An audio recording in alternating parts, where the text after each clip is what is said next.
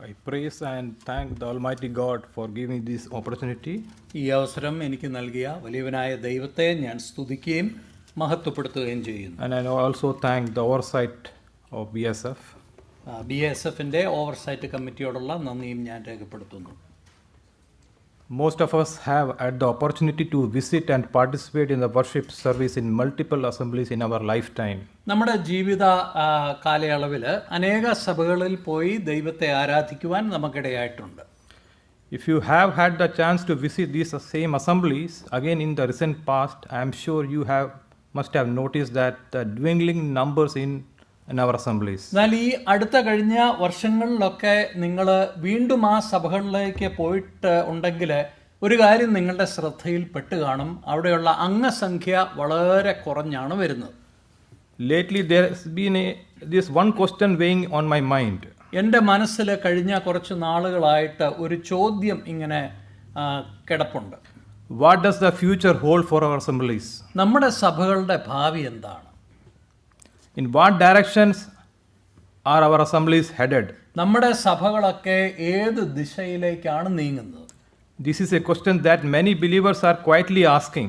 ഈ ചോദ്യം അനേക വിശ്വാസികൾ അവരുടെ ഉള്ളിൽ ചോദിക്കുന്നുണ്ട്, ആരും പുറത്ത് പറയാറില്ല. What will be the future of our assemblies? നമ്മുടെ സഭകളുടെ ഭാവി എന്താണ്? Declining attendance is a real concern in many congregations around the world. അനേക സഭകളിലും ലോകമെമ്പാടുമുള്ള അനേക സഭകളിലും ആരാധനയിലൊക്കെ വരുന്നവരുടെ അംഗസംഖ്യ കുറഞ്ഞു വരുന്നത് ഒരു പ്രത്യേകമായിട്ടുള്ള ഒരു ഗൗരവപരമായ ഒരു കാര്യമാണ്. And it is quite natural to feel burdened by it. അങ്ങനെയുള്ള അവസ്ഥ കാണുമ്പോൾ നമുക്ക് വളരെയധികം ഭാരമുണ്ടാകുന്നത് സ്വാഭാവികമാണ്. We are all seeing that the brethren who used to actively participate in the local church ministries സ്ഥലം സഭകളിൽ ഒരു കാലത്ത് വളരെയധികം പ്രവർത്തിച്ചുകൊണ്ടിരുന്ന അനേക സഹോദരന്മാർ are now getting old and physically weak. അവര് വാർദ്ധക്യത്തിലേക്ക് കടക്കുന്നു, ശാരീരികമായ ക്ഷീണം അവർക്കുണ്ടാകുന്നു. The youths are leaving to other cities in connection with their studies or jobs. അതോടൊപ്പം തന്നെ അവരുടെ ജോലിക്കായിട്ടും ഉന്നത വിദ്യാഭ്യാസത്തിനായിട്ടും ചെറുപ്പക്കാരൊക്കെ മറ്റ് നഗരങ്ങളിലേക്കും സ്ഥലങ്ങളിലേക്കും പോവുകയാണ്. And they also get so busy that they don't have time to attend the church. എന്ന് മാത്രമല്ല അവരുടെ ജീവിതം വളരെ തിരക്കിട്ട് പോവുകയും അതിന്റെ ഭാഗമായിട്ട് സഭയിലേക്ക് വരുവാൻ അവർക്ക് പലപ്പോഴും സമയം കണ്ടെത്താൻ കഴിയുന്നില്ല. Or they don't have time to participate in the activities of the church also. ഞായറാഴ്ച മാത്രമല്ല സഭയുടെ മറ്റ് വീക്ക് ഡേ കാര്യങ്ങളിലും ഒക്കെ പങ്കെടുക്കുവാനുള്ള സമയം അവർക്ക് കിട്ടാറില്ല. More and more young people are choosing not to come to the church. അനേക യുവാക്കന്മാർ സഭയിൽ നിന്ന് പിന്മാറിപ്പോകുന്ന ഒരവസ്ഥയാണ് കാണുന്നത്. This is very common scenario in almost every church. ഒരുപക്ഷെ എല്ലാ സഭകളുടെയും എല്ലാ സഭാ വിഭാഗങ്ങളിലുള്ള ഒരു പ്രത്യേക പ്രവണതയാണത്. If we look at our homes, there too we have similar situation.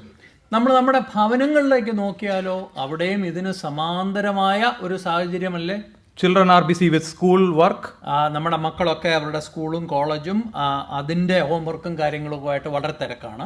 Or are simply not interested in taking up responsibilities at home in our house. അല്ലെങ്കിൽ മറ്റൊരു കാരണം എന്ന് പറയുന്ന ഭവനത്തിൽ സ്വന്തം വീട്ടിൽ ഉത്തരവാദിത്തങ്ങൾ എടുക്കുവാൻ വേണ്ടി അവര് വിസമ്മതം കാണിക്കുന്നു. In our house, Minnie always tells me to show the children where important documents are kept and educate them as well as involve them in the finance as well as general management of the home. ഞങ്ങളുടെ വീട്ടിൽ mini എപ്പോഴും എന്നെ ഓർപ്പിക്കുന്ന ഒരു കാര്യമുണ്ട്. പ്രധാനപ്പെട്ട ഡോക്യുമെന്റുകൾ എവിടെയാണ്, സാമ്പത്തികമായ കാര്യങ്ങളൊക്കെ എങ്ങനെയാണ് മാനേജ് ചെയ്യേണ്ടതെന്നുള്ളത് മക്കളെ പഠിപ്പിക്കണം എന്ന് പറയാറുണ്ട്. So that they may be equipped to take on responsibilities when we are not around. നമ്മുടെ കാലം കഴിഞ്ഞ ശേഷം അല്ലെങ്കിൽ നമ്മൾക്ക് തീരുമാനങ്ങളൊക്കെ എടുക്കാൻ പറ്റാത്ത ഒരു സാഹചര്യം വരുമ്പോൾ നമ്മുടെ മക്കള് ആ പദവിയിലേക്ക് വന്ന് കാര്യങ്ങൾ മുമ്പോട്ട് കൊണ്ടുപോകാൻ കഴിയണം. We never know what will happen tomorrow. നാളെ എന്താണ് സംഭവിക്കുന്നത് നമുക്കറിയില്ല. I know of quite a few families when either the husband or wife passed away unexpectedly. ചില കുടുംബങ്ങൾ വളരെ പെട്ടെന്ന് ഭാര്യയോ ഭർത്താവോ ഈ ലോകത്തിൽ നിന്ന് മാറ്റപ്പെട്ട ചില കുടുംബങ്ങളെ കുറിച്ച് എനിക്കറിയാം. It become very difficult. അങ്ങനെയുള്ള കുടുംബങ്ങൾ വളരെയധികം ഒരു വലിയ പ്രതിസന്ധി ഉണ്ടാവും. For the spouse to move forward as they had no clue about how their partner managed the household. ശേഷിക്കുന്ന പങ്കാളി എങ്ങനെ കുടുംബവും അല്ലെങ്കിൽ സാമ്പത്തികം ഒക്കെ കൈകാര്യം ചെയ്യണം എന്നുള്ളതിന് വളരെയധികം ബന്ധപ്പെടുന്നത് ഞാൻ കണ്ടിട്ടുണ്ട്. Because the responsibility were so divided that the husband was busy with work taking care of the finances while the wife was totally devoted to taking care of the children and all the household works. അതിൻ്റെ ഒരു കാരണം എന്ന് പറയുന്നത് വീട്ടിലെ പുരുഷൻ ജോലി, അതുപോലെ സാമ്പത്തികം, അങ്ങനെയുള്ള കാര്യങ്ങളെല്ലാം ചെയ്തു. വീട്ടിലെ ഭാര്യ കുടുംബകാര്യങ്ങൾ, മക്കളുടെ പരിചരണം, ആ കാര്യങ്ങളെല്ലാമായിട്ട് വളരെയധികം വളരെയധികം വിഭാഗിക്കപ്പെട്ട ഒരു ഉത്തരവാദിത്വമാണ്. അതുകൊണ്ടാണ് അങ്ങനെ സംഭവിച്ചത്. So they never took the time to learn what the spouse did. എൻ്റെ ജീവിത പങ്കാളിയുടെ ഉത്തരവാദിത്തങ്ങൾ എന്താണെന്ന് പരസ്പരം മനസ്സിലാക്കുവാനും പഠിക്കുവാനും അവർക്ക് കഴിഞ്ഞില്ല. In our workplace also it is generally encouraged that everyone know all aspects of the different responsibility. നമ്മുടെയൊക്കെ ജോലി സ്ഥലങ്ങളിൽ നമുക്കറിയാം, എല്ലാവരും എല്ലാ ജോലിയും ചെയ്യാൻ പഠിച്ചിരിക്കണമെന്നാണ് നമുക്ക് ജോലി നൽകുന്നവർ പ്രതീക്ഷിക്കുന്നത്. So that in the absence of one person the work can still continue smoothly. അതുകൊണ്ട് ആ ഒരു ജോലി ചെയ്യുന്ന, ഉത്തരവാദിത്വം ചെയ്യുന്ന ഒരു വ്യക്തി ഇല്ലെങ്കിലും ആ ജോലി ചെയ്യേണ്ട ഉത്തരവാദിത്തങ്ങൾ തുടർന്നു കൊണ്ടുപോകാൻ അത് സഹായിക്കും. Similarly in our churches the various ministries are not responsibility of the older brothers. അതുപോലെ തന്നെ നമ്മുടെ സഭയിലെ ശുശ്രൂഷകളൊക്കെ പ്രായം കൂടിയ ചില ആളുകൾ മാത്രം ചെയ്യേണ്ട ഒന്നല്ല. We should all come forward to participate rather than just being spectators. ആ ശുശ്രൂഷകളിൽ കേവലം കാഴ്ചക്കാരാകാതെ അതിൽ പങ്കെടുക്കുവാൻ നമ്മൾ ഓരോരുത്തരും മുമ്പോട്ട് വരേണ്ടത് ആവശ്യമാണ്. The title of our message for today is Preparing the Next Generation. എൻ്റെ ഇന്നത്തെ സന്ദേശത്തിന് ശീർഷകമായി ഞാൻ കൊടുത്തിരിക്കുന്നത് നമ്മുടെ അടുത്ത തലമുറയെ നമുക്ക് എങ്ങനെ ഒരുക്കാം എന്നുള്ളതാണ്. Yesterday after the Sunday school showcase, Brother Cecil, while appreciating the wonderful talents of her children, ഇന്നലെ സൺഡേ സ്കൂൾ ഷോക്കേസിന് ശേഷം നമ്മുടെ കുഞ്ഞുങ്ങളുടെ, യുവാക്കളുടെയും വളരെ മനോഹരമായ ആ പ്രകടനത്തെയും കഴിവുകളെയും ഉയർത്തി പറഞ്ഞപ്പോൾ ബ്രദർ സിസിൽ ഇങ്ങനെ പറയുണ്ടായി. he asked a simple yet powerful questions. വളരെ ലളിതമായ എന്നാൽ വളരെ ആഴമുള്ള ഒരു ചോദ്യം ചോദിച്ചു. Tomorrow who will come up here and speak? നാളെ ആരായിരിക്കും ഇവിടെ വന്ന് സംസാരിക്കുന്നത്? How many of you think it is just a coincidence that today I am standing here to speak on that very topic? എന്നാൽ ഇന്ന് രാവിലെ ഇവിടെ വന്ന് അതേ വിഷയത്തെക്കുറിച്ച് സംസാരിക്കുവാൻ എനിക്ക് ഇടയായത് ഒരു യാദൃച്ഛിക സംഭവിച്ച ഒരു കാര്യമല്ല. I don't believe it is. I am convinced that the Spirit is speaking to us. ദൈവത്തിന്റെ പരിശുദ്ധാത്മാവ് നമ്മളോട് ഈ വിഷയത്തിൽ സംസാരിക്കുന്നുവെന്ന് ഞാൻ ദൃഢമായി വിശ്വസിക്കുന്നു. Spirit is speaking gently, prompting, guiding and preparing for us for tomorrow. ദൈവത്തിന്റെ ആത്മാവ് നമ്മളെ പഠിപ്പിക്കുകയും നാളത്തേക്ക് വേണ്ടി നമ്മളെ ഒരുക്കുകയും ചില കാര്യങ്ങൾ കാണിച്ചു തരികയും ചെയ്യുകയാണ്. Before I begin, I would like to remind that I am not a preacher or a teacher, just a humble attempt to share some thoughts on this topic. ഞാനൊരു വലിയ പ്രാസംഗികനോ പഠിപ്പിക്കുവാൻ കഴിവുള്ള ആളല്ല. എന്നാൽ ഈ വിഷയം എൻ്റെ ജീവിതത്തിൽ വളരെ ഭാരമുള്ളതുകൊണ്ട് ചില കാര്യങ്ങൾ നിങ്ങളെ കാണിച്ചു തരികയാണ് ഞാൻ ചെയ്യുവാൻ ഉദ്ദേശിക്കുന്നത്. Psalms 78 verse 4. 78-ാം സങ്കീർത്തനം 4-ാം വാക്യം. Which says, we will not hide them from the descendants, we will tell the next generation the praiseworthy deeds of the Lord, his power and the wonders he has done. 78-ാം സങ്കീർത്തനം 4-ാം വാക്യം. നാം അവരുടെ മക്കളോട് അവയെ മറച്ചു വയ്ക്കാതെ വരുവാനുള്ള തലമുറയോട് യഹോവയുടെ സ്തുതിയും ബലവും അവൻ ചെയ്ത അത്ഭുത പ്രവൃത്തികളും വിവരിച്ച് പറയും.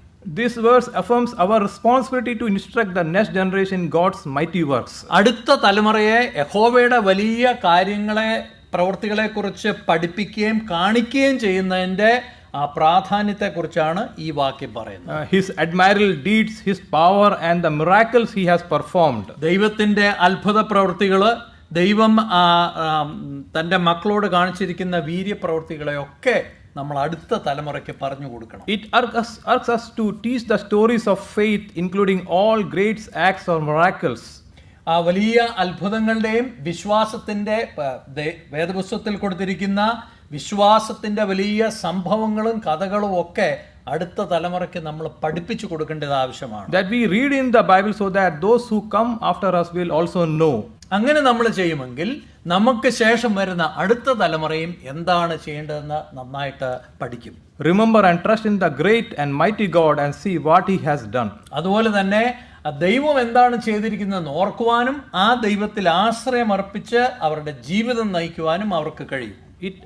It urges the parents and the leaders not to keep these truths hidden.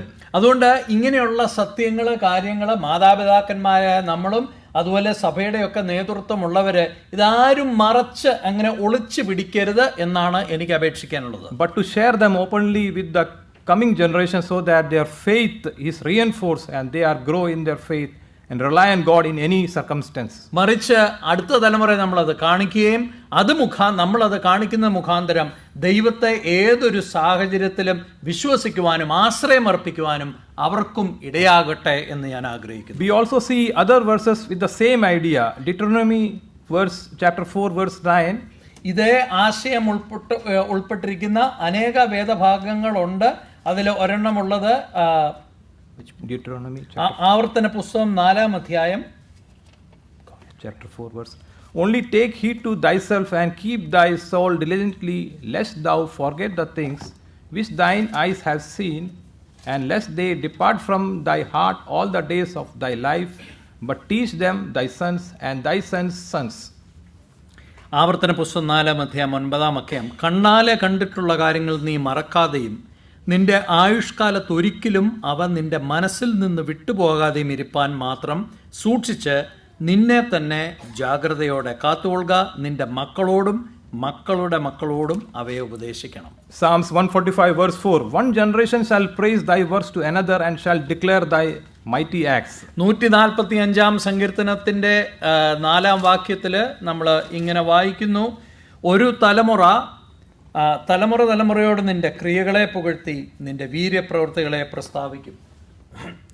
And Proverbs chapter 22 verse 6. Train up a child in the way that he should go, even when he is old he will not depart from it. നമുക്കെല്ലാവർക്കും വളരെ സുപരിചിതമായ സദൃശ്യവാക്യം 22-ാം അധ്യായത്തിന്റെ 6-ാം വാക്യം. ബാലൻ നടക്കേണ്ടുന്ന വഴിയിൽ അവനെ അഭ്യസിപ്പിക്കുക, അവൻ വൃദ്ധനായാലും അത് വിട്ടുമാറുകയില്ല. Emphasizing on instilling the right values and skills in children that they may never depart from them even when they are old.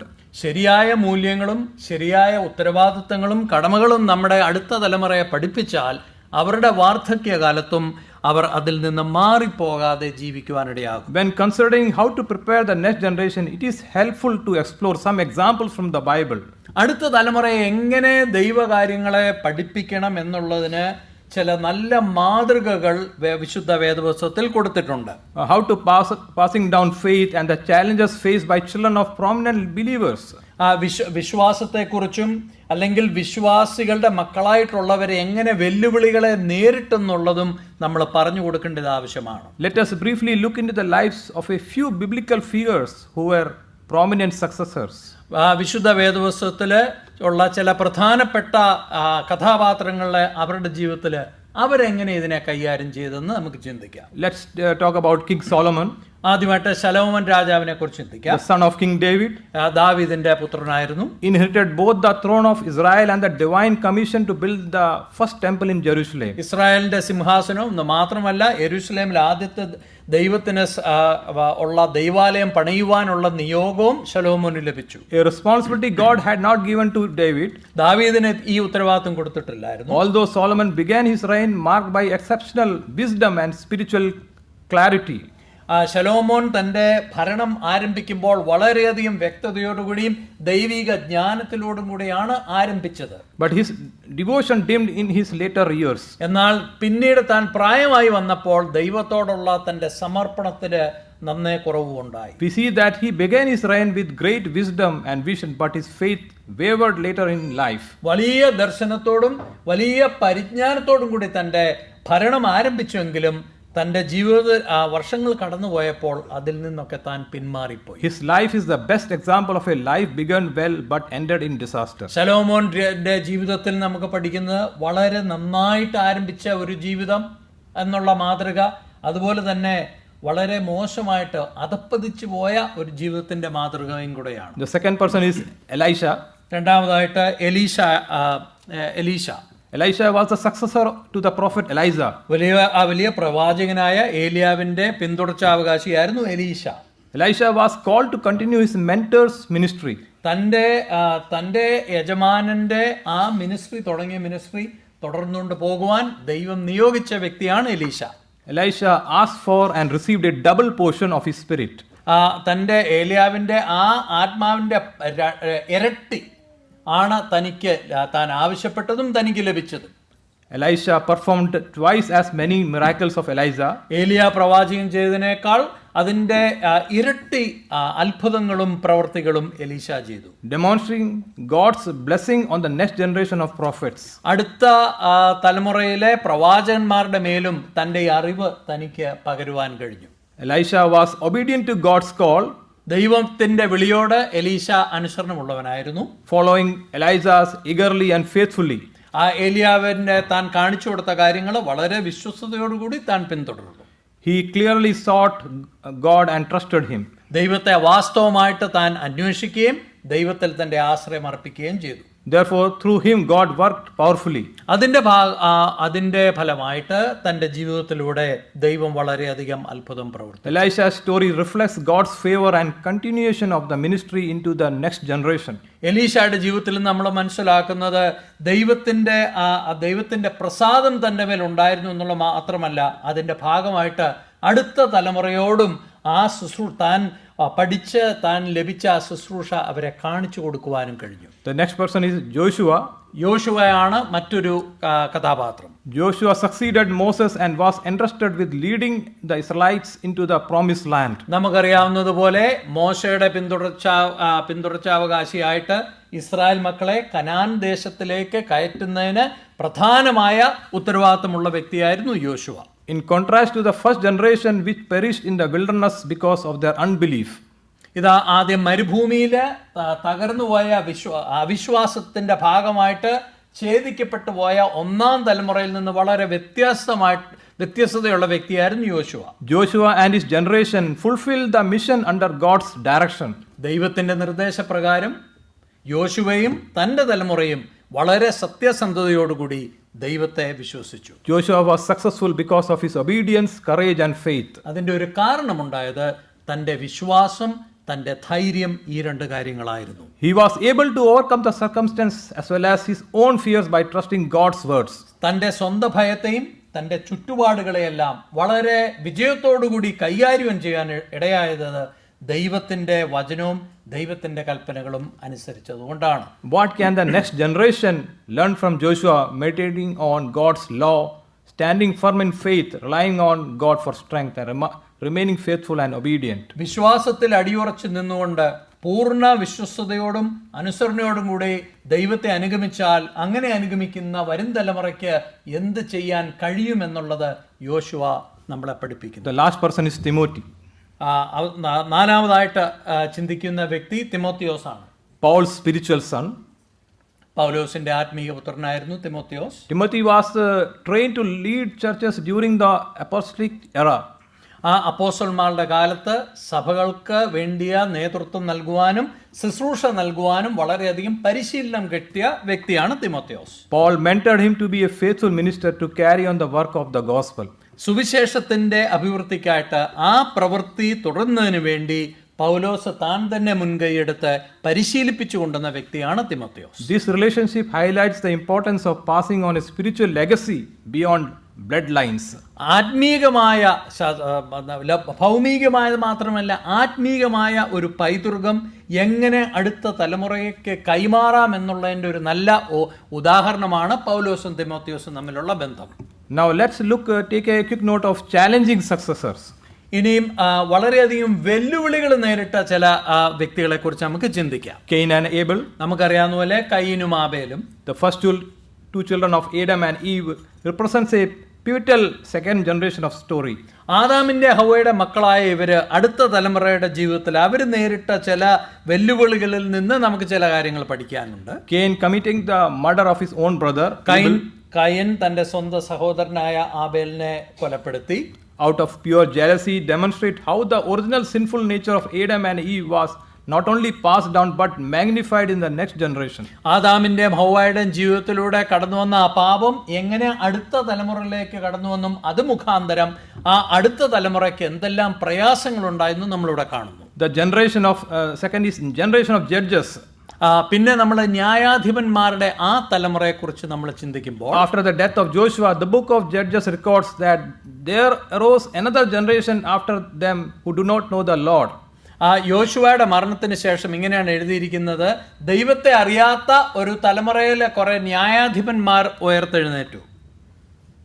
or they do not know what work he had done for Israel. അല്ലെങ്കിൽ യോശുവ ഇസ്രായേലിന് വേണ്ടി എന്താണ് ചെയ്തത്, ദൈവം എങ്ങനെയാണ് പ്രവർത്തിച്ചതെന്നൊന്നും അറിവില്ലാത്ത ഒരു തലമുറ ഉയർന്നു വന്നു. Their unfaithfulness is a warning to us that it led to cycle of sin, oppression and deliverance, illustrating the risk of spiritual decline in subsequent generation.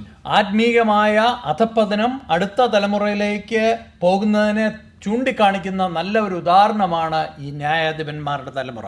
Let us consider a few practical lessons for preparing a second generation. അടുത്ത തലമുറ എങ്ങനെ ആത്മീയമായിട്ട് നമുക്ക് വാർത്തെടുക്കാമെന്നുള്ളതിനെ കുറിച്ച് പ്രായോഗികമായ ചില കാര്യങ്ങൾ ചിന്തിക്കാം. Number 1, impart a personal faith, not just a tradition. ആദ്യമായിട്ട് ചിന്തിക്കുന്നത് നമ്മൾ പരിചയിച്ചു വന്ന ചില കുറെ കാര്യങ്ങളും പാരമ്പര്യം അല്ലാതെ വ്യക്തിപരമായ ഒരു ദൈവ വിശ്വാസമാണ് നമ്മൾ അവർക്ക് പറഞ്ഞു കൊടുക്കേണ്ടത്. History teaches us that merely inheriting a spiritual legacy is not enough. നമുക്കറിയാം, ചരിത്രത്തിലൂടെ നമ്മൾ പരതുമ്പോൾ ഒരു കാര്യം മനസ്സിലാവും, ആത്മീയമായ ഒരു പൈതൃകം എനിക്ക് കിട്ടിയത് കൊണ്ട് ഞാൻ ദൈവത്തിൽ വളരെ വിശ്വസ്തനായ ഒരു വ്യക്തിയാകണമെന്ന് നിർബന്ധമില്ല. But a personal encounter with God is necessary to develop genuine faith. എന്നാൽ വാസ്തവമായ യഥാർത്ഥമായ ഒരു വിശ്വാസ ജീവിതത്തിന് ദൈവവുമായിട്ടുള്ള വ്യക്തിപരമായ ഒരു ബന്ധം വളരെ അത്യന്താപേക്ഷിതമാണ്. We should pass on genuine faith and conviction, not force them to follow tradition, meaning personal conviction should be passed over, not ritual tradition. പരിചയിച്ച് വന്ന കുറേ കാര്യങ്ങൾ അടുത്ത തലമുറയ്ക്ക് പറഞ്ഞു കൊടുക്കുന്നതിന് പകരം വളരെയധികം ബോധ്യമുള്ള, വളരെയധികം മൂല്യങ്ങൾ അടങ്ങിയിരിക്കുന്ന വ്യക്തിപരമായ ഒരു ദൈവ വിശ്വാസമാണ് നമ്മൾ അവർക്ക് പകർന്നു കൊടുക്കേണ്ടത്. And the second thing is highlight God's faithfulness across generation. രണ്ടാമതായിട്ട് അവർക്ക് ഊന്നി കാണിച്ചു കൊടുക്കേണ്ടത് ദൈവത്തിന്റെ വിശ്വസ്തത എന്ന് പറയുന്നത് ഒരു തലമുറയ്ക്കകത്തും ഒതുങ്ങി നിൽക്കുന്ന ഒന്നല്ല. Teaching the new generation how God was faithful to their ancestors.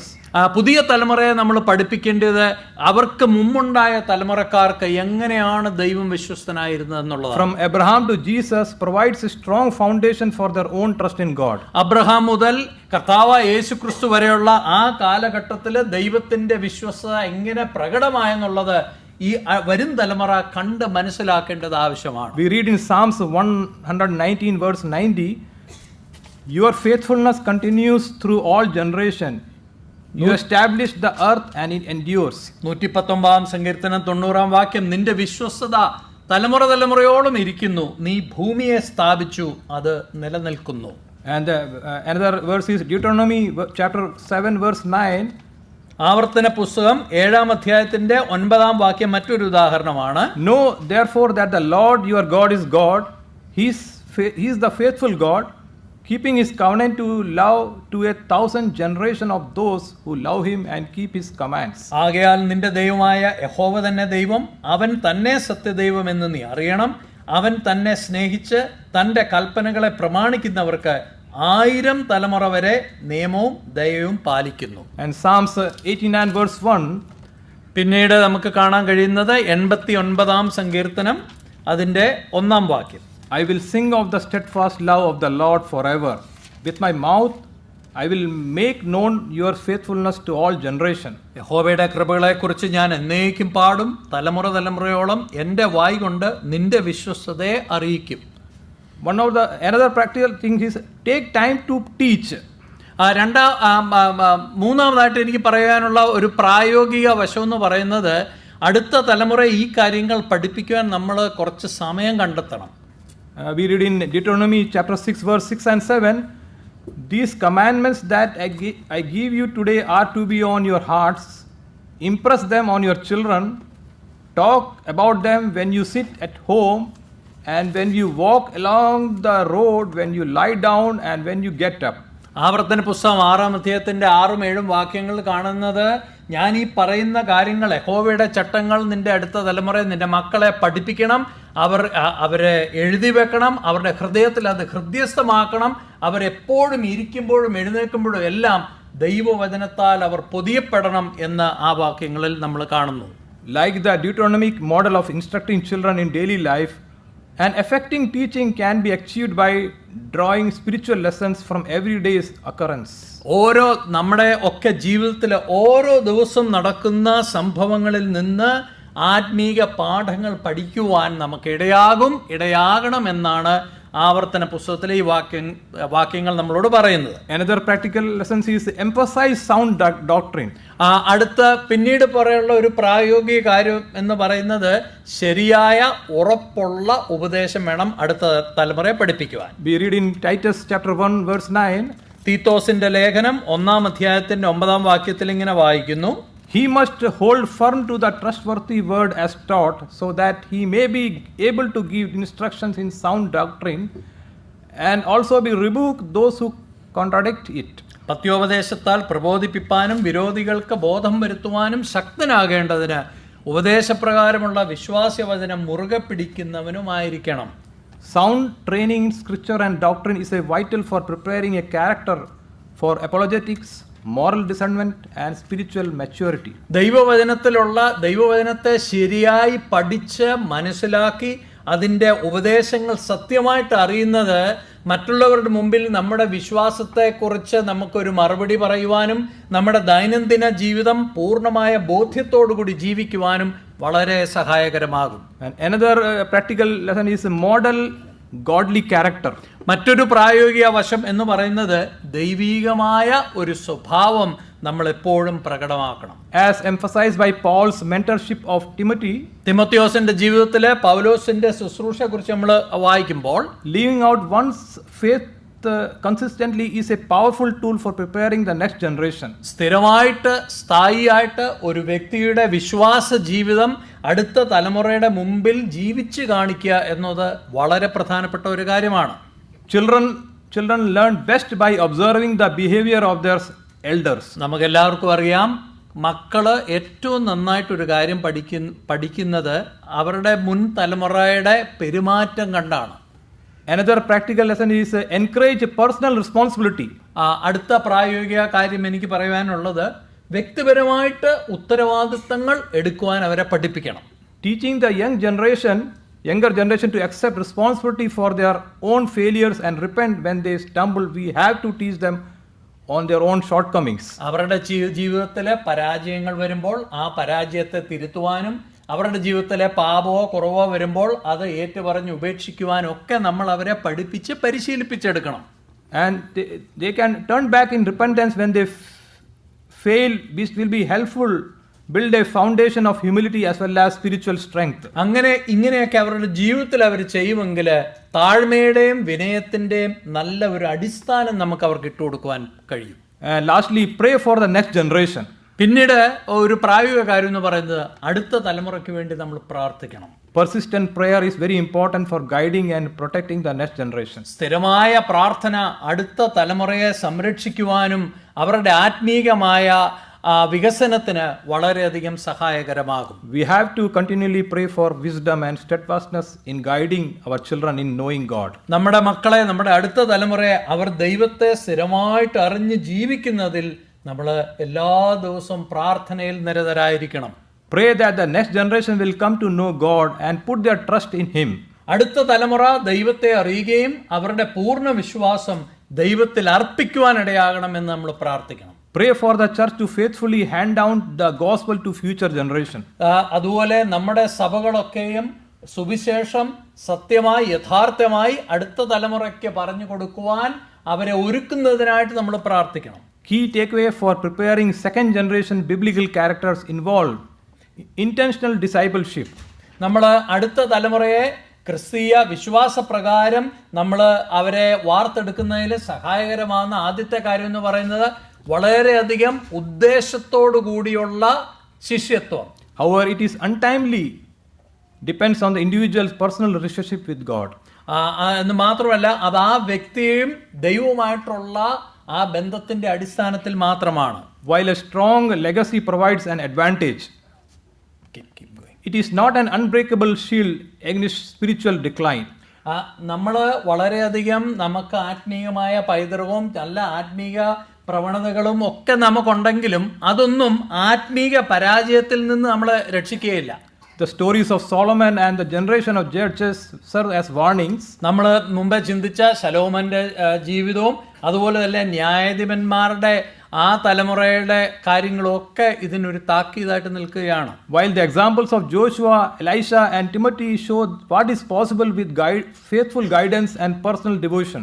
എന്നാൽ സ്ഥിരമായ ഒരു സമർപ്പണത്തിലൂടെയും സ്ഥിരമായ വിശ്വാസ പ്രകടനത്തിലൂടെയും എലീശായുടെയും യോശുവായുടെയും ഒക്കെ തിമോത്തിയോസിന്റെ ജീവിതം നമുക്ക് നല്ല ഉദാഹരണങ്ങളാണ്. The Bible describes preparing next generation as a command and a model for passing down God's word. ദൈവവചനം അടുത്ത തലമുറയ്ക്ക് കൈമാറുക എന്നുള്ളതും അവരെ വിശ്വാസത്തിൽ പരിശീലിപ്പിക്കുക എന്നുള്ളതും ദൈവവചനത്തിൽ നിന്നുള്ള ഒരു കൽപ്പന കൂടിയാണ്. God's work and character to future generation through teaching, mentorship, and consistent modeling of a faithful life.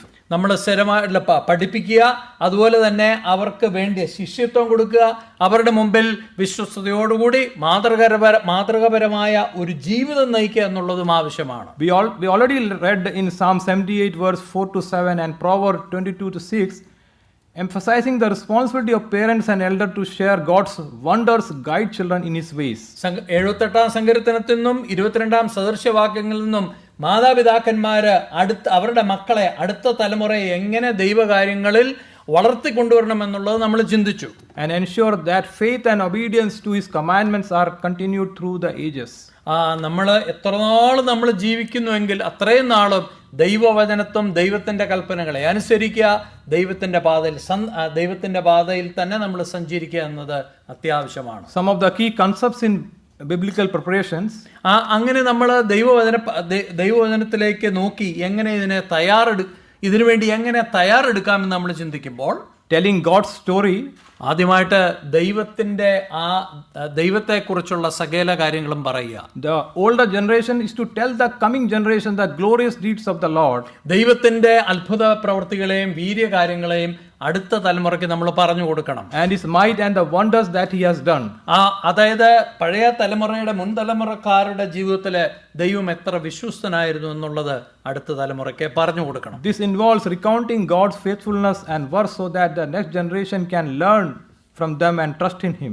ദൈവത്തിന്റെ വിശ്വസ്തത തങ്ങളുടെ ജീവിതങ്ങളിൽ ദൈവം എത്രമാത്രം വിശ്വസ്തനായിരുന്നു എന്നുള്ള അങ്ങനെയുള്ള സംഭവങ്ങളും കാര്യങ്ങളൊക്കെയും അടുത്ത തലമുറയ്ക്ക് പറഞ്ഞു കൊടുക്കണം. Teaching God's word. രണ്ടാമതായിട്ട് പറയുന്നത് ദൈവത്തിന്റെ വചനം പഠിപ്പിക്കണം. Scripture is the foundation for equipping the next generation.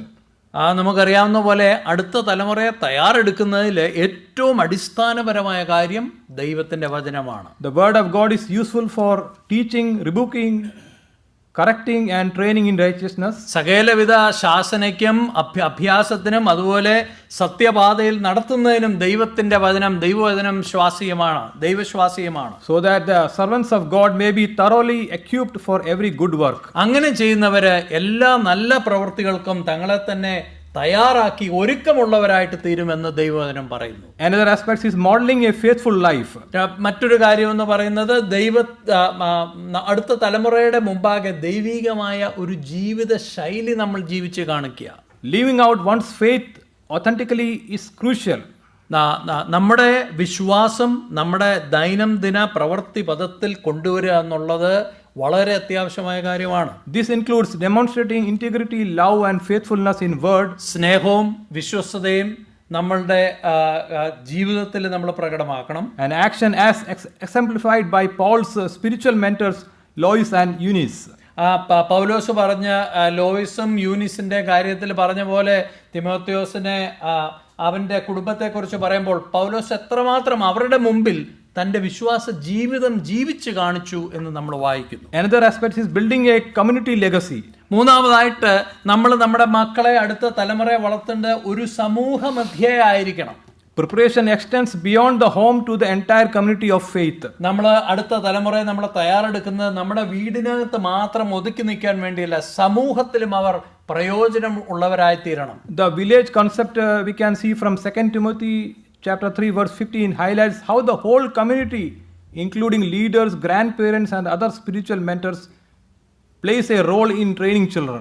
അടുത്ത തലമുറ അല്ലെങ്കിൽ മക്കളെ വളർത്തിയെടുക്കുന്നതിന് ആ ഒരു പ്രക്രിയയിൽ തിമോത്തിയോസിന്റെ ജീവിതത്തിലൂടെ പൗലോസ് കാണിക്കുന്ന പോലെ കുടുംബം മാത്രമല്ല ആ സമൂഹം മുഴുവനും അതിനകത്ത് ഉൾപ്പെട്ടിരുന്നുവെന്ന് നമ്മൾ വായിക്കുന്നു.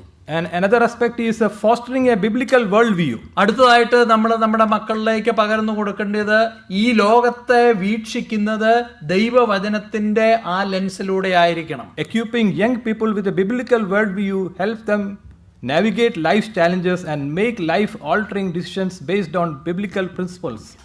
ദൈവവചനത്തിന്റെ അടിസ്ഥാനത്തിൽ ഈ ലോകത്തെയും അവരെടുക്കേണ്ട ചില പ്രധാന തീരുമാനങ്ങളെയും വീക്ഷിക്കുവാൻ നമ്മൾ പഠിപ്പിച്ചാൽ അവരുടെ ജീവിതത്തിൽ അത് വളരെ പ്രയോജനമുള്ളതായി തീരും. Some of the biblical examples are Moses and Joshua. മോശയും യോശുവയും ഇതിന് ഉദാഹരണങ്ങളാണ്. Moses prepared Joshua. മോസസ് നമുക്കറിയാം മോശ യോശുവയെ തയ്യാറാക്കി. Who led the Israelites into the promised land, demonstrating the principle of one generation teaching and training the next. ഒരു തലമുറ എങ്ങനെ അടുത്ത തലമുറയെ തയ്യാറാക്കുന്നു എന്നുള്ളത് എന്നൊരു നല്ല ഉദാഹരണമാണ് മോശയും യോശുവയും. Lois and Eunice. നമ്മൾ ചിന്തിച്ചതുപോലെ തിമോത്തിയോസിന്റെ കുടുംബത്തിൽ നിന്ന് ലോയിസും യൂനിസും. Lois and Eunice were Timothy's grandmother and mother. നമുക്കറിയാവുന്ന പോലെ തിമോത്തിയോസിന്റെ വല്യമ്മച്ചിയും അമ്മച്ചിയുമായിരുന്നു. These women instilled a sincere faith in Timothy, who went on to become a powerful minister, highlighting the impact of multi-generational faith. വളരെ ആത്മാർത്ഥമായ ഒരു വിശ്വാസ ജീവിതം തിമോത്തിയോസിനെ കാണിച്ചതിന്റെ ഭാഗമായിട്ട് ആ വിശ്വാസം തിമോത്തിയോസിന്റെ ജീവിതത്തിലും അവന് നല്ലൊരു ശുശ്രൂഷക്കാരനാകുവാനിടയായി. David. അടുത്ത ഉദാഹരണം ദാവീദ്. King David's reign provided a pattern of preparing the nation for the future by teaching them God's law and recounting his great deeds. ദൈവത്തിന്റെ വലിയ പ്രവർത്തികളെ പഠിപ്പിക്കുകയും അതോടൊപ്പം തന്നെ ദൈവസ്നേഹത്തെക്കുറിച്ച് പഠിപ്പിക്കുന്നതിൽ ദാവീദിന്റെ ആ തലമുറയ്ക്കും വളരെ കാര്യങ്ങൾ ചെയ്യുവാൻ കഴിഞ്ഞു. What kind of legacy are we leaving behind? നമ്മുടെ ജീവിതത്തിൽ ഏത് പ്രകാരമുള്ള ഒരു പൈതൃകമാണ് നമ്മൾ ഈ ഭൂമിയിൽ വിട്ടിട്ട് പോകുന്നത്? David's final charge we can see in 1 Kings chapter 2 verse 2 and 3. ദാവീദ് അവസാനമായിട്ട് പറഞ്ഞ ചില വാക്യങ്ങൾ 1 രാജാക്കന്മാരുടെ പുസ്തകത്തിൽ നമുക്ക് വായിക്കുവാൻ കഴിയും. It's not a political strategy or a military plan. ഒരു രാജാവായിരുന്നിട്ടും ദാവീദ് ഇവിടെ പറഞ്ഞത് രാഷ്ട്രീയപരമായോ അല്ലെങ്കിൽ പട്ടാളഭരണമായിട്ടുള്ള കാര്യങ്ങളല്ല. It's a spiritual foundation. അവിടെ ദാവീദ് പറയുന്ന ദാവീദിന്റെ വാക്കുകൾ പരിപൂർണമായിട്ടും ആത്മീകമായ ഒരു അടിത്തറ കിട്ടുന്നതിന് പ്രയോജനമായ കാര്യങ്ങളാണ്. He knows that Solomon's success as king will depend not on his own strength, intelligence or alliances, but on his obedience to God's command. തൻ്റെ സ്വന്തം കഴിവിലും തൻ്റെ ബുദ്ധിയിലും തൻ്റെ സാമർഥ്യത്തിലും അല്ല തൻ്റെ ജീവിതം തൻ്റെ വാഴ്ചയുടെ വിജയം എന്നുള്ളത് ദാവീദ് തൻ്റെ മകനായ ശലോമോന് പറഞ്ഞു കൊടുക്കുന്നു. ഈ കാര്യങ്ങളിലല്ല, മറിച്ച് നീ എങ്ങനെ ദൈവത്തോട് അനുസരണമുള്ളവനായിരിക്കും എന്നുള്ളതിനെ ആസ്പദമാക്കി. Let's read verse 1, 1 Kings chapter 2 verse 2. I am about to go the way of all the earth, he said, so be strong, act like a man. Verse 3, and observe what the Lord your God requires. Walk in obedience to him and keep his decrees and commands, his laws and regulations, as written in the law of Moses. Do this so that you may prosper in all you do and wherever you go. ദാവീദിന് മരണകാലം അടുത്തു വന്നപ്പോൾ അവൻ തൻ്റെ മകനായ ശലോമോനോട് കൽപ്പിച്ചെന്തെന്നാൽ, ഞാൻ സകല ഭൂവാസികളുടെയും വഴിയായി പോകുന്നു, നീ ധൈര്യം പൂണ്ട് പുരുഷനായിരിക്കുക. നീ എന്ത് ചെയ്താലും എവിടേക്ക് തിരിഞ്ഞാലും സകലത്തിലും നീ കൃതാർത്ഥനാകേണ്ടതിനും നിന്റെ മക്കൾ പൂർണ്ണ ഹൃദയത്തോടും പൂർണ്ണ മനസ്സോടും കൂടെ എൻ്റെ മുമ്പാകെ സത്യമായി നടന്ന് തങ്ങളുടെ വഴി സൂക്ഷിച്ചാൽ ഇസ്രായേലിൻ്റെ രാജാസനത്തിൽ ഇരിപ്പാൻ ഒരു പുരുഷൻ നിനക്ക് ഇല്ലാതെ പോകയില്ല എന്ന് യഹോവ എന്നോട് അരുളി ചെയ്ത വചനം ഞാൻ ഉറപ്പിക്കുന്നു. True strength begins with dependence on God. യഥാർത്ഥമായ ബലം, ധൈര്യം എന്ന് പറയുന്നത് ദൈവാശ്രയത്തിൽ നിന്ന് വരുന്ന ഒരു കാര്യം. That we read in these verses. ഈ വാക്യങ്ങളിൽ നമ്മളത് ശ്രദ്ധിച്ചു. Be thou strong does not mean force or dominions. നീ ധൈര്യം കൊണ്ടിരിക്കുക എന്ന് പറഞ്ഞാൽ വലിയ ശക്തി പ്രകടനം കാണിക്കുക, അല്ലെങ്കിൽ താനാണ് ഏറ്റവും വലിയ ആളെന്ന് കാണിക്കുക, അതല്ല അതിന്റെ അർത്ഥം. Not physical strength nor the strength of armies. ശാരീരികമായ ബലമോ അല്ലെങ്കിൽ പട്ടാളത്തിന്റെ ബലമോ അല്ല, but strength of character. എന്നാൽ തന്റെ സ്വഭാവത്തിൽ നിന്ന് വരുന്ന ആ ധൈര്യം. The strength to stand for what's right even when it is hard. വളരെയധികം ബുദ്ധിമുട്ട് നേരിടേണ്ടി വന്നാലും ശരിയായിട്ടുള്ള കാര്യത്തിന് വേണ്ടി മാത്രം നിൽക്കാനുള്ള തീരുമാനം. This strength comes from walking with God. ഈ ധൈര്യം വരുന്നത് ദൈവവുമായിട്ടുള്ള അനുദിന ജീവിതത്തിൽ നിന്നാണ്. From this verse we can lead leadership is stewardship. നമുക്ക് ഈ വാക്കിൽ നിന്ന് മറ്റൊരു കാര്യം മനസ്സിലാക്കുന്നത് നേതൃത്വത്തെക്കുറിച്ചും അതല്ലെങ്കിൽ നേതൃത്വത്തെക്കുറിച്ചും നമ്മളെ ഏൽപ്പിച്ചിരിക്കുന്ന കാര്യങ്ങൾ എങ്ങനെ ഭംഗിയായി കൈകാര്യം ചെയ്യുന്നതിനെ കുറിച്ചും ഈ വാക്യങ്ങൾ പറയുന്നു. David tells Solomon to keep the charge of the Lord thy God. ഇവിടെ ശലോമോനോട് ദാവീദ് പറയുന്നത് ദൈവം നിനക്ക് തന്നിരിക്കുന്ന കാര്യങ്ങളെ നീ ഭദ്രമായി ദൃഢമായിട്ട് ധൈര്യം കൊണ്ട് നീ അതിനെ മുറുകെ പിടിക്കുക. In other words, your throne is not truly yours, it belongs to the Lord and you are accountable to him. മറ്റൊരു അർത്ഥത്തിൽ പറഞ്ഞാൽ നീ ഇപ്പോൾ ഇരിക്കാൻ പോകുന്ന ഈ സിംഹാസനം നിന്റേതല്ല, ഇത് ദൈവത്തിൻ്റെതാണ്. Another point from this verse is obedience precedes blessing. നമുക്ക് ഇവിടെ മനസ്സിലാക്കുന്ന ഒരു കാര്യം, അനുഗ്രഹങ്ങൾ വരുന്നതിന് മുമ്പ് ഒരു അനുസരണം ആവശ്യമാണ്. David reminds Solomon that obedience opened the door to God's blessing. ദാവീദ് തന്റെ മകനായ ശലോമോനോട് പറയാണ്, ശലോമോനെ, അനുഗ്രഹങ്ങളൊക്കെ വരുന്നതിന് മുമ്പ് അനുസരണയുടെ വാതിലിലൂടെ നീ കടന്നുപോയേ മതിയാകും. Faithfulness build a life of stability and strength. വളരെയധികം ഉറപ്പും സ്ഥിരതയുമുള്ള ഒരു ജീവിതം നിനക്കുണ്ടാകണമെങ്കിൽ വിശ്വസ്തതയുള്ള ഒരു ജീവിതം നിനക്കുണ്ടാകണം. Walking in God's way guarantees his continual favor. ദൈവത്തിന്റെ വഴികളിൽ നടക്കുക എന്നുള്ളത്, അങ്ങനെ നമ്മൾ നടന്നാൽ ദൈവത്തിന്റെ പ്രസാദം എപ്പോഴും നമ്മുടെ കൂടെ ഉണ്ടായിരിക്കും. The last point from this verse is the heart of the king shapes the life of the people. നാലാമതായിട്ട് ഈ വാക്യങ്ങളിൽ നിന്ന് മനസ്സിലാക്കിയ ഒരു കാര്യം, രാജാവിന്റെ ഹൃദയം പോലെ ഇരിക്കും പ്രജകളുടെ ജീവിതവും. Israel's peace, justice and spiritual health would flow from Solomon's own walk with God. ശലോമോൻ ദൈവം മുമ്പാകെ എങ്ങനെ നടക്കുന്നോ അതിനെ ആശ്രയിച്ചായിരിക്കും ഇസ്രായേലിന്റെ സമാധാനവും അതുപോലെ അവരുടെ അഭിവൃദ്ധി. David understood that personal faithfulness is a leader's greatest gift to the people they lead. ഏതൊരു നല്ല നേതാവും അവർ നയിക്കുന്ന ആളുകളുടെ മുമ്പാകെ വിശ്വസ്തയോടുകൂടി വളരെയധികം വിജയകരമായിട്ട് അവർക്ക് ജീവിക്കണമെങ്കിൽ ഈ അനുസരണം, ഈ ആത്മാർത്ഥത, വിശ്വസ്തത അത്യാവശ്യമാണ്. David's story reminds us that how we finish is just as important as how we begin. ദാവീദിന്റെ ജീവിതത്തിൽ നിന്ന് നമുക്ക് മനസ്സിലാക്കുന്ന ഒരു കാര്യം, നമ്മുടെ ജീവിതം നമ്മൾ എങ്ങനെ തുടങ്ങുന്നു എന്നുള്ളതും എങ്ങനെ അവസാനിപ്പിക്കുന്നു എന്നുള്ളതും വളരെ പ്രധാനപ്പെട്ട കാര്യമാണ്. Are we investing in others? നമ്മൾ മറ്റുള്ളവരുടെ ജീവിതത്തിൽ നമ്മൾ നിക്ഷേപിക്കാറുണ്ടോ? Are we preparing someone to carry on after us? നമ്മുടെ ജീവിതകാലത്തിന് ശേഷം അടുത്ത തലമുറ ആരെങ്കിലും ഈ കാര്യങ്ങൾ മുമ്പോട്ട് തുടർന്ന് കൊണ്ടുപോകണമെന്ന് നമ്മൾ ചിന്തിക്കാറുണ്ടോ? With faith, wisdom and courage. വിശ്വാസത്തോടുകൂടി, ധൈര്യത്തോടുകൂടി, പരിജ്ഞാനത്തോടുകൂടി അവർ ചെയ്യുമോ? Whether you are a parent, mentor or friend, your words and action leave a mark. നിങ്ങളൊരു മാതാവോ പിതാവോ, നിങ്ങൾ ഒരു സ്നേഹിതനോ കൂട്ടുപ്രവർത്തനോ ആരായിരുന്നാലും നിങ്ങളുടെ സ്വഭാവത്തിനും നിങ്ങളുടെ പ്രവൃത്തികൾക്കും തീർച്ചയായിട്ടും മറ്റുള്ളവർ ശ്രദ്ധിക്കും. Like David, we are called to finish well, pass on what matters most. ദാവീദിനെ പോലെ നമ്മുടെ ജീവിതം നന്നായിട്ട് നമ്മൾ ജീവിച്ച് ഏറ്റവും പ്രധാനപ്പെട്ട കാര്യങ്ങൾ, ദൈവിക കാര്യങ്ങൾ അടുത്ത തലമുറയ്ക്ക് നമ്മൾ പകർന്ന് കൊടുത്തതിന് ശേഷം പോവുക എന്നുള്ളത് ആവശ്യമാണ്. A life lived for God. അങ്ങനെ നമ്മൾ ചെയ്യുമ്പോൾ നമ്മുടെ ജീവിതം നമ്മൾ ദൈവത്തിന് പ്രയോജനമുള്ളതായിട്ട് ജീവിക്കുവാനാണ്. In the coming days, may God help us to prepare our children to learn the truth and remain faithful to God till the end. വരുന്ന ദിവസങ്ങളിൽ നമുക്ക് നമ്മുടെ മക്കളെ സത്യത്തിൽ വളർത്തുവാനും ദൈവകാര്യങ്ങൾ അവർക്ക് ആ വിശ്വാസം നമുക്ക് അവർക്ക് പകർന്നു കൊടുക്കുവാനും ദൈവം അധികം ബലം നമുക്ക് നൽകട്ടെ. May his name be glorified. ദൈവത്തിന്റെ തിരുനാമം വാഴ്ത്തപ്പെടുമാറാകട്ടെ.